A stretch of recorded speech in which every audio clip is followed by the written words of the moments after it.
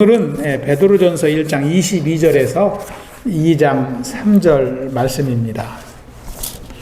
오늘 말씀의 제목은 The Pure and Spiritual God's Word, 순전하고 신령한 하나님의 말씀, 순전하고 신령한 하나님의 말씀. 우리 2장 2절에 나오는 말씀으로 제목을 잡았습니다. 여러분 날마다 신앙생활 가운데 하나님과 대화하고 교통하는 삶을 살고 계시죠? 우리는 영으로 하나님과 교통하는 삶을 살아갑니다. 여러분, 영이신 하나님과 우리 인간이 어떻게 대화를 할 수 있을까요? 하나님이 우리에게 말씀하시는 것을 전에도 자주 말씀을 드렸습니다만은 계시라고 말합니다. 계시. 하나님이 우리에게 계시하신다 이렇게 말씀을 하죠. 영어로 revelation 이렇게 기록을 합니다. 영이신 하나님께서 우리에게 말씀하시는 방법이 크게 두 가지가 있는데요. 그것을 신학적으로 일반 계시, 특별 계시 이렇게 구분을 합니다. 일반 계시, 특별 계시. 일반 계시는 모든 사람들이 다 알 수 있고 경험할 수 있는 이 자연을 통해서 우리에게 말씀하시는 것입니다. 그리고 특별 계시는 각 사람에게 각각 다르게 초자연적인 현상으로 우리에게 말씀하시는 것입니다. 여러분 시편 19편 1절에 보시면 하늘이 하나님의 영광을 선포하고 궁창이 그의 손으로 하신 일을 나타내는도다. 이렇게 시인은 기록을 합니다. 시인이 하늘을 보니까 하나님의 영광을 알 수 있다는 것입니다. 그리고 하나님이 창조하신 이 우주 만물을 보니까 하나님이 우리 인생에게 어떠한 말씀을 하시는지, 어떠한 생각을 품고 계시는지를 알 수 있다는 것입니다. 하나님은 천지 만물을 지으시고 우리 인생을 참 그곳에 살도록 하셨잖아요. 우리에게 맡기시고 모든 것을 다스리게 하셨지 않습니까? 그런 것을 통해서 우리가 천지 우주 만물을 볼 때마다 하나님의 사랑을 경험하게 되고 참 하나님의 음성을 듣게 됩니다. 이것이 일반 계시입니다. 이 일반 계시는 언제 어디서나 누구에게나 동일하게 나타나는 것입니다. 그런데 특별 계시는 각 사람에게 다르게 역사한다고 그랬습니다. 꿈이나 환상을 통해서 또 하나님의 말씀을 통해서 우리 각자에게 하나님은 말씀하고 계십니다. 여러분 히브리서 4장 12절을 한번 보실까요? 우리 한번 함께 천천히 읽어보겠습니다. 현대인의 성경입니다. 시작. 하나님의 말씀은 살아있고 활동력이 있어서 양쪽에 날이 선 그 어떤 칼보다도 더 날카롭습니다. 그래서 혼과 영과 관절과 골수를 쪼개고 사람의 마음속에 품은 생각과 뜻을 알아냅니다. 이렇게 하나님의 말씀을 특별 계시라고 하는데요. 이 각 사람에게 이렇게 다르게 역사하십니다. 우리의 마음을 다 아시고 우리의 혼과 영과 관절과 골수를 쪼개기까지 하나님의 말씀이 우리 안에 역사하신다라고 기록하고 있습니다. 그래 우리가 예배를 드리지만 예배 가운데에도 빼놓을 수 없는 것이 말씀입니다. 예배 중에 세 가지 요소를 뽑으라면 말씀과 기도와 찬양. 우리는 늘 말씀, 기도, 찬양 그렇게 얘기하잖아요. 우리 신앙생활에도 말씀, 기도, 찬양이 우리 신앙생활을 지배하는 것입니다. 언제 어디서나 성도의 삶 가운데는 이 말씀이 빠지질 않지요. 하나님은 말씀을 통해서 우리에게 은혜의 문을 여십니다. 아멘.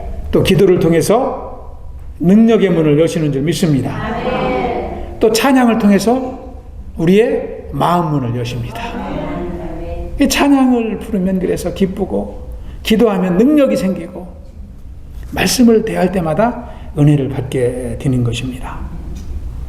오늘 본문에서도요 말씀에 대해서 기록을 하고 있습니다. 사도 베드로는 구원받은 백성들에게 하나님의 말씀의 중요성을 강조하고 있습니다. 먼저 22절에서 25절까지 보시면 하나님의 말씀이 우리 인생을 어떻게 인도하여 왔는지, 우리가 하나님의 말씀을 통해서 어떻게 변화된 삶을 살아가는지 두 가지를 기록을 하고 있습니다. 저 여러분이 늘 말씀을 가까이 하고 사시지만 오늘 말씀을 통해서 더욱더 하나님 말씀 앞에 다가가는 축복의 인생이 되시길 축원합니다. 첫 번째, 하나님의 말씀은 우리의 영혼을 깨끗이 한다고 기록하고 있습니다. The first, the word of God purifies our souls. 우리의 영혼을 정결케 하는 것이 하나님의 말씀입니다. 우리 22절 다시 한번 읽어보겠습니다. 22절 시작. 너희가 진리를 순종함으로 너희 영혼을 깨끗하게 하여 거짓이 없이 형제를 사랑하기에 이르렀으니 마음으로 뜨겁게 서로 사랑하라. 아멘. 이 말씀에 보시면 진리, 하나님의 말씀에 순종할 때 그 말씀이 우리를 깨끗게 한다는 것입니다. Purify. 우리가 말씀으로 깨끗함을 입은 인생이라는 것을 기록하고 있습니다. 여러분 시편 119편 9절에도 보면은 시인은 이렇게 기록을 합니다. 청년이 무엇으로 그의 행실을 깨끗하게 하리까? 주의 말씀만 지킬 따름이니이다. 여기서 청년이라는 것은 젊은 사람만 말하는 것이 아닙니다. 이 땅에 살아가는 모든 인생을 가리키는 단어입니다. 우리가 이 땅을 살아갈 때에 주의 말씀을 지킬 때 우리의 행실이 남들에게 인정받는다고 성경은 기록을 하고 있습니다. 여기에서 참 이 깨끗하다는 것은 의롭다는 것이죠. 의로워진다는 것입니다.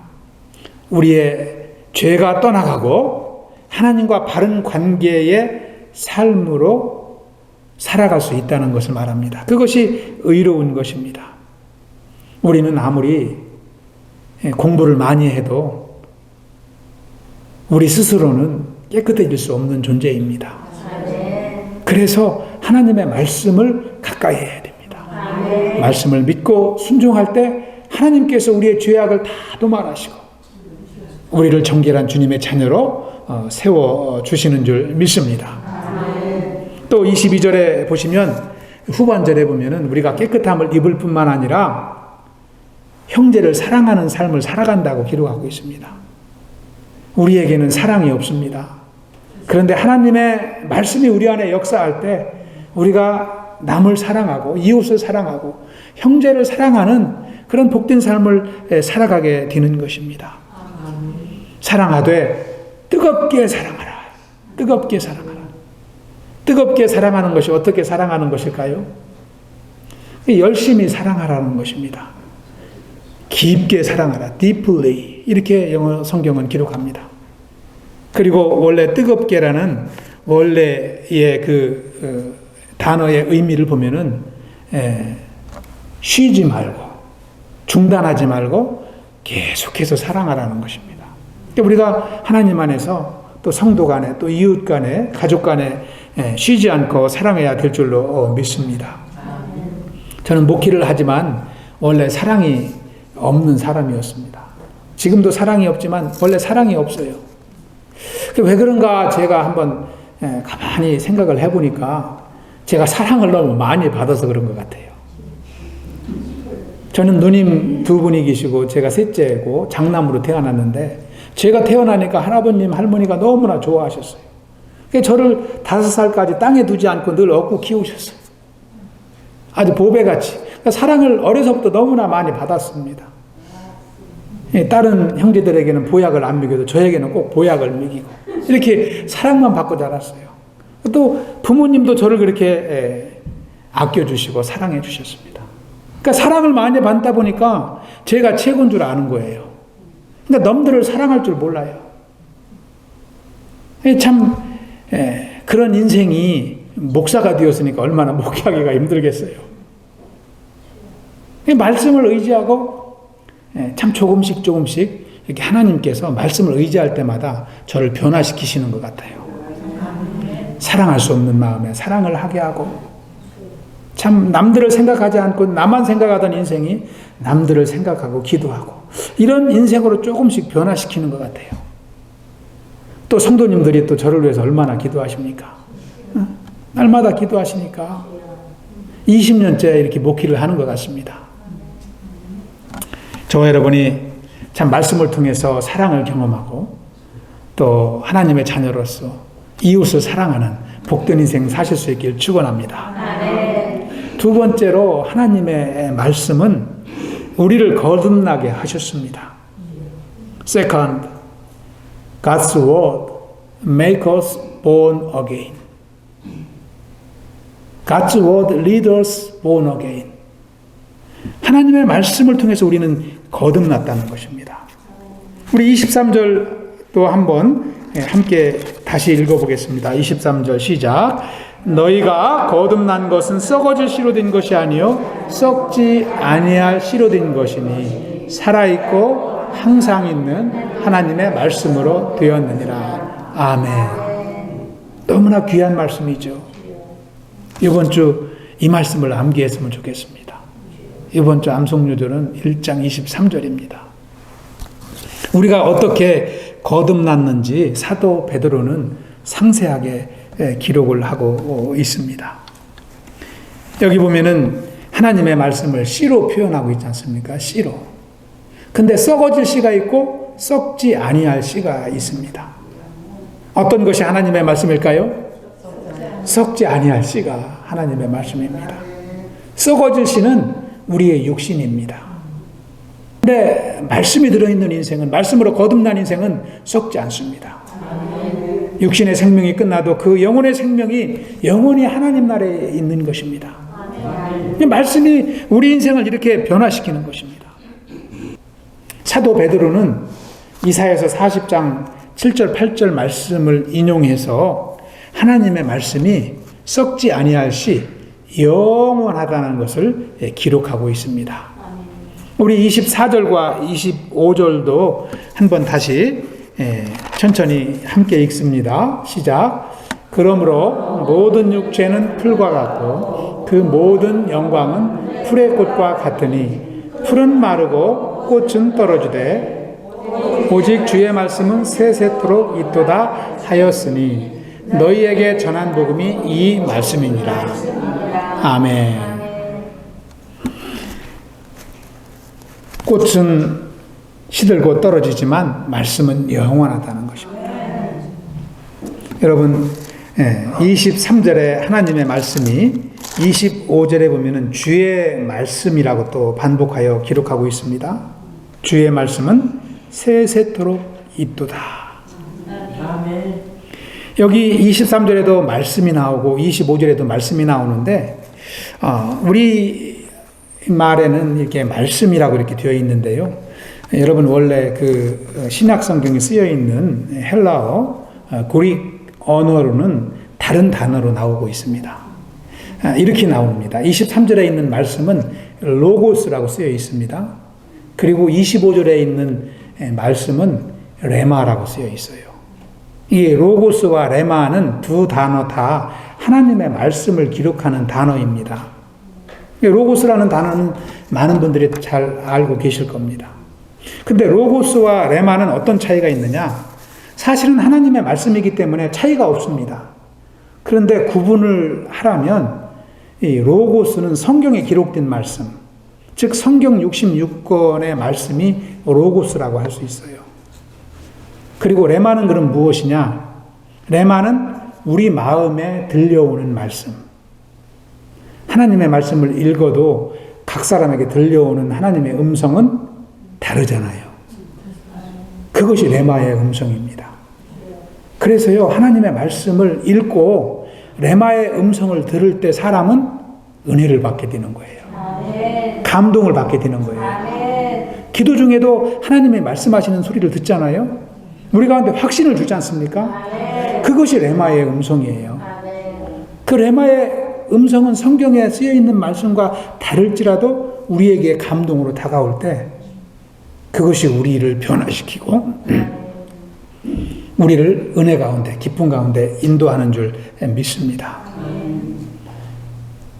그래서 저와 여러분이 로고스의 말씀을 늘 읽고 암송하지만 레마의 음성을 들어야 될 줄로 믿습니다. 아멘. 할렐루야. 아멘. 저는 요한복음 3장 6절 말씀을 통해서 구원을 받았다고 그랬습니다.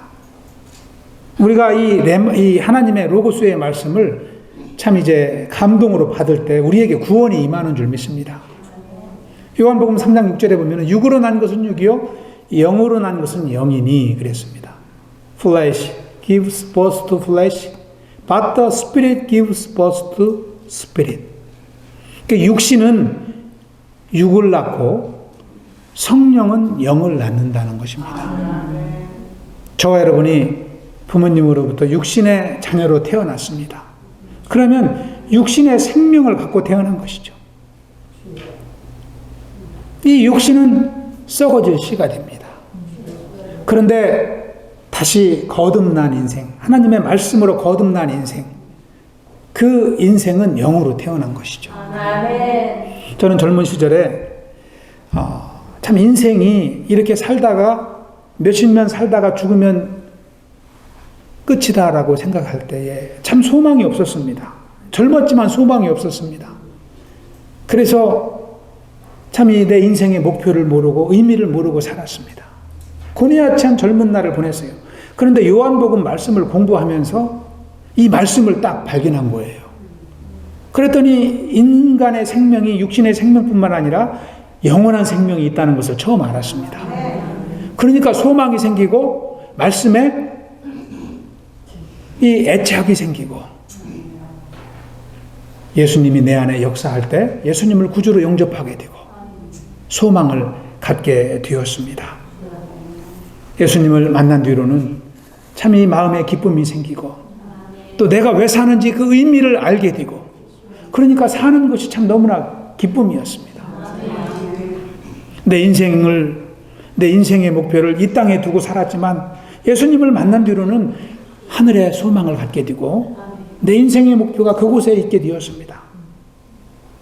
그 뒤로부터 참 이제 방황하는 인생이 아니라 하나님께 쓰임받는 인생으로 살고자 기도하게 되고 참 얼마나 참 보람된 삶을 살게 되었는지 모릅니다. 우리가 성경을 통해서 참 구원함을 경험하고 하나님 주시는 은혜와 기쁨을 누리는 삶을 살아가야 될 줄로 믿습니다. 우리 교회 모든 성도님들이 말씀으로 은혜 받고 또 변화되고 또 전파하는 삶을 살아갈 수 있길 축원합니다. 그러면 이렇게 구원받은 성도가 취해야 될 자세가 무엇인지 베드로는 2장 1절에서부터 3절까지 믿음의 백성의 삶이 어떠해야 되는지 또 두 가지를 기록하고 있습니다. 먼저 3절을 보시면은요. 3절을 보시면 너희가 주의 인자하심을 맛보았으면 그리하라 이렇게 기록하고 있습니다. 주님의 인자라는 것은 사랑이거든요. 구원의 은혜를 경험했으면 주님의 사랑을 경험했으면 그리하라. 이 말씀은 1절과 2절과 같이 살라는 것입니다. 먼저 1절을 보시면 1절을 함께 한번 읽어보겠습니다. 시작. 그러므로 모든 악독과 모든 기만과 의식과 시기와 모든 비방하는 말을 버리고 먼저 믿음의 백성이 취해야 될 삶의 자세는 은혜롭지 못한 말을 버리라는 것입니다. First, we must discard ungracious word. 은혜롭지 못한 말을 버려버리라. Throw away. 그것이 바로 믿음의 백성의 삶이라는 것입니다. 그러면서 은혜롭지 못한 말을 5가지를 말하고 있잖아요. 악독과 기만과 의식과 시기와 비방. 그런 말을 버리라는 것입니다. 악독이라는 것은 malice, 남을 해치려는 것이죠. 이기적인 사람은 남의 손해를 통해서라도 내가 이문을 보려고 그래요. 그것이 악한 것이잖아요. 근데 하나님의 자녀는 어때요? 이기적이지 않고 이타적이죠. 나를 생각하지 않고 남을 생각하니까 남에게 손해를 끼치지 않습니다. 그것이 주의 백성인 것입니다. 두 번째는 기만을 버리라고 그랬습니다. 이 개역 성경에는 괴율이라고 나옵니다. 이 기만이라는 것은 deceit, dishonesty. 참 정직하지 못하는 것입니다. 이 기만의 원래의 단어의 뜻은 미끼로 남을 이렇게 끌어들이는 것입니다. 우리가 낚시할 때 미끼를 쓰지 않습니까? 작은 이 고기를 미끼로 써서 큰 물고기를 잡습니다. 사람도 그렇게 살아가는 사람이 남을 기만하는 사람입니다. 우리는 남을 해롭게 해서도 안 되고 기만해서도 안 되고 또 믿음이 없어서 남에게 속아서도 안 될 줄 믿습니다. 세 번째는 외식입니다. 우리가 버려야 될 것, 하이포크라시. 겉과 속이 다른 것이 외식이 아닙니까? 복음서에 보면 예수님은 바리새인들을 통해서 외식하는 자라고 그러잖아요. 겉으로는 하나님의 말씀을 가르치고 또 하나님의 말씀을 암송하고 예배하지만 속으로는 자기의 유익을 위해서, 자기의 명예를 위해서 그들이 살아가기 때문에 예수님은 그들을 외식하는 자라고 아주 호통을 하셨습니다. 우리 하나님의 백성도 마찬가지입니다. 겉으로는 참 하나님을 위하는 척하지만 하나님을 예배하는 삶을 살아가는 것 같지만 속으로 자기 욕심을 채우는 인생은 외식하는 것입니다. 그래서 두 마음을 품고 사는 것이죠. 그래서 우리는 늘 한 마음, 주님을 향한 마음을 가져야 되는 것입니다. 네 번째 버려야 될 것은 시기입니다. jealousy, 욕심이라고도 합니다. greed. 참 이 욕심 많은 사람들이 갖는 것이죠. 이 시기심이 많으면 남이 잘 되는 것을 싫어하지 않습니까? 사촌이 땅을 사면 배 아프다 하는 말이 바로 시기심을 두고 한 말입니다. 우리는 은혜로 살아야 실족하지 않지 경쟁의 삶을 살면 언제든지 넘어질 수 있습니다. 마지막으로 우리가 버려야 될 것은 슬렌더, 비방입니다. 남을 헐뜯는 것. 이 근거 없는 말로 남을 깎아내리는 것이 비방이죠. 이런 것들을 다 우리는 버리라고 사도 베드로는 말씀하고 있습니다. 여러분, 대인관계 속에서 사람들이 상처를 받을 때 보면은 씨가 있는 말을 통해서 상처를 받습니다. 말이 씨가 있다고 하지 않습니까? 말이 씨가 있다는 것이 바로 이 5가지 요소를 가리키는 것이죠. 우리는 참 이제 누구와 만나든 말의 씨를 버리고 순전한 마음으로 서로 대해야 될 줄로 믿습니다. 하나님의 말씀이 그래서 2절에 보면은 순전하고 신령한 것으로 이렇게 기록을 하고 있습니다. 여러분, 순전한 하나님의 말씀을 대하면 여러분 어떻게 이제 변화됩니까? 하나님의 말씀을 대하면 일단 우리의 마음이 차분해지잖아요. 평안해집니다. 성령이 역사하기 때문입니다. 우리의 상한 감정, 미운 감정, 욕심 이런 것들이 또 다 내려집니다.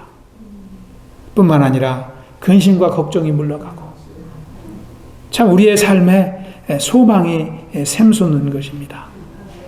성령께서 역사하시기 때문에 우리가 하나님의 말씀을 대하면 우리의 죽었던 영혼이 또 잠자던 영혼이 깨어나기 시작합니다. 아멘. 할렐루야. 아멘. 저와 여러분이 참들 하나님의 말씀과 동행하는 삶을 살기를 축원합니다. 아멘. 두 번째로 우리 믿음의 백성들이 취해야 될 삶의 자세는 2절에 나와 있습니다. 우리 2절 다시 한번 읽어보겠습니다. 2절 시작. 갓난 아기들 같이 순전하고 신령한 젖을 사모하라. 이는 그로 말미암아 너희로 구원에 이르도록 자라게 하려 함이라. 아멘. We must long for the word of God. 하나님의 말씀을 사모하는 삶을 살라고 기록하고 있습니다. 우리가 사모해야 될 말씀은 세상의 언어가 아니라는 것이죠. 순결하고 영적인 하나님의 말씀인 줄 믿습니다. 하나님의 말씀을 사모하고 하나님의 말씀을 가까이 할 때 하나님의 말씀은 우리 안에서 우리의 영이 자라게 합니다. 구원에 이르게 합니다. 여러분, 예배 때마다 말씀을 듣지 않습니까? 또 여러분 집에 가서 말씀을 읽지 않습니까? 또 말씀을 암기합니다. 또 말씀을 전파하는 삶을 살지 않습니까? 이렇게 말씀을 이렇게 늘 항상 함께 할 때에 우리는 말씀의 인도함을 받는 삶을 살게 되는 것입니다. 이것이 바로 순종하는 삶이죠. 여러분, 지난 한 주 말씀을 암송하니까 더 은혜가 되지 않습니까? 더 말씀과 더 친숙한 것을 느끼게 됩니다. 우리가 말씀을 참 올해부터 이렇게 한 절씩 암송하며 이제 신앙생활을 하고 있는데, 이것이 지금은 조금 이렇게 잘 적응이 안 될 수도 있습니다. 그런데 한두 달 하다 보면은 한 주일에 말씀 한두 절 암송하는 것은 너무나 이지예요. 너무나 쉽고 또 말씀이 우리에게 주는 능력은 너무나 큰 것을 경험할 것입니다. 여러분, 그래서 포기하지 마시고 뭐 암송하면 돌아서면 잊어먹더라도 한번 시도하시기 바랍니다. 암송하시고 또 말씀을 또 묵상하시고. 여러분, 축복의 삶을 살도록 참 제가 권면을 드립니다. 여러분, 우리가 인생을 살아가면서 힘든 일이 얼마나 많습니까? 참 이 신앙생활을 하지만 우리의 마음이 어려울 때가 참 많습니다. 비즈니스 하는 분들은 비즈니스 때문에 힘들 때가 있고, 직장생활 하시는 분들은 직장생활 때문에 힘들 수도 있고, 리타이어 하신 분들은 또 시간이 너무 많이 남아서 힘들 수도 있고, 우리 인생은 늘 힘든 일들이 많이 있습니다. 대인관계에서도 그렇고요, 자녀 문제에서도 그렇고요. 자녀들이 출가해서 살아도 늘 자녀들 품고 기도하고, 또 손주들 품고 기도하고, 우리에게 늘 참 인생의 짐이 있습니다. 그때 하나님의 말씀을 의지하면 말씀이 우리를 참 능력으로 인도합니다. 우리를 지혜로 인도합니다. 기쁨으로 인도하는 줄 믿습니다. 여러분, 시편 119편 71절에 보시면 시인이 이러한 것을 경험하고 기록을 합니다. 우리 한번 천천히 합독합니다. 고난당한 것이 내게 유익이라 이로 말미암아 내가 주의 율례들을 배우게 되었나이다. 우리 인생에 고난이 있다 할지라도 말씀을 의지하면 그 고난이 축복이 되게 하나님은 바꿔주신다는 거예요. 그래서 그 말씀을 참 우리가 누리고 또 다른 영혼들에게 전하고 간증하고, 참 얼마나 이중삼중의 축복의 삶을 살아가게 됩니다. 2절에 사모하라고 이렇게 말씀을 하고 있는데요, 여기 사모한다는 것은 갈망하는 것을 말합니다. 아이가 태어나서 엄마 젖을 찾듯이, 엄마 젖을 사모하듯이 하나님의 백성은 하나님의 말씀을 찾아야 된다는 거예요. 하나님의 말씀을 그렇게 갈망해야 된다는 것입니다. 아기는 엄마 젖을 통해서 성장하잖아요. 성도는 하나님의 말씀을 통해서 자라나는 것입니다. 하나님의 말씀을 사모하고 우리가 가까이 하면 아까 1절에 나와 있는 5가지, 그것은 우리가 힘쓰지 않아도 자동으로 떨어져 나갑니다. 자동으로 떨어져 나가요. 그런데 말씀을 가까이 하지 않고 그 5가지를 버리려면 절대 버릴 수 없어요. 할렐루야. 저와 여러분이 또 우리 교회가 말씀으로 승리하는 교회가 되길 축복합니다. 한 남편이 참 이 알코올 중독에 빠져 있었습니다. 한 남자가 알코올 중독에 빠졌어요. 그런데 그 아내는 그 남편으로 인해서 늘 힘든 삶을 살아갔습니다. 남편이 참 하루가 멀다고 늘 술에 취해 있으니까 아내는 늘 걱정했어요. 건강도 걱정, 생활이 제대로 되지 않으니까 걱정, 근심 속에 살아갔습니다. 그분을 참 안타깝게 여기는 한 성도님이 그분에게 하나님의 말씀을 더 의지하라고 성경을 새 거를 큰 글자로 사다 드렸어요. 근데 이분이 참 감사한 마음으로 하나님의 말씀을 더 가까이 하게 되었습니다. 남편이 참 실망을 주어도 늘 말씀을 의지해서 힘을 얻고 위로를 얻고 살았습니다. 하루는 남편이 또 술에 잔뜩 취해가지고 밖에서 들어왔습니다. 근데 그날도 그 안에는 참 말씀을 읽고 있었어요. 그랬더니 말씀만 읽고 있는 아내의 모습이 보기가 싫었던지 이 남편이 막 화를 내요. 맨날 시간만 되면 하나님 말씀만 읽느냐고, 집안 꼴이 뭐가 됐느냐고 막 이렇게 큰 소리 치면서 화를 내요. 그러면서 읽고 있는 성경을 가서 탁 뺏어가지고 화로 속에 집어넣어 버렸어요. 불에 타는 화로 속에. 아내가 얼마나 속상했을까요? 성경이 막 불에 타니까 얼마나 속상했어요. 전도하다 보면은 성경 선물하면 성경 버리는 분들도 가끔 있잖아요. 성경 나 필요 없다고 막 버리고 갖고 가라고. 하루가 지났습니다. 이 남편이 그 다음날 되니까 또 술이 깨니까 또 멀쩡해요.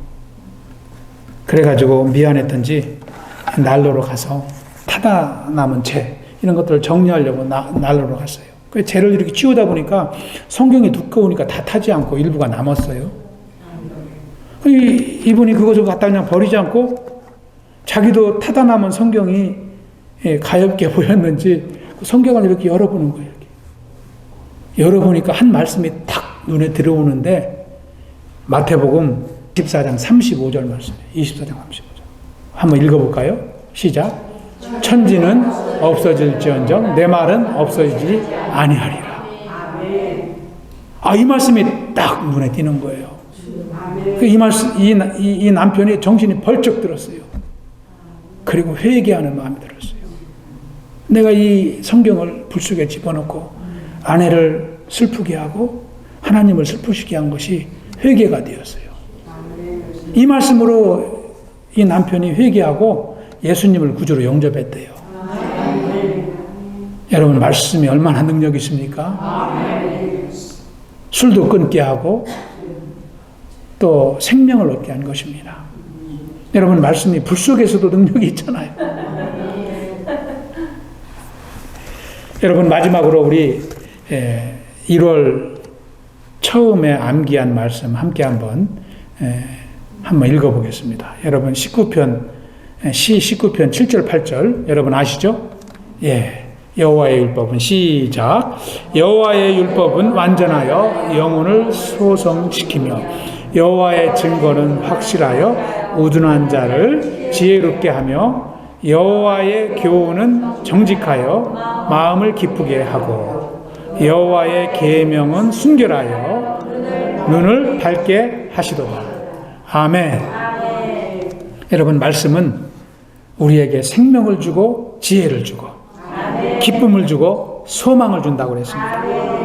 여러분 말씀을 들으면 믿음이 생깁니다. 말씀을 들으면 지혜가 생깁니다. 말씀을 암송하면 능력이 생깁니다. 말씀을 전하면 무엇이 생길까요? 기쁨이 샘솟습니다.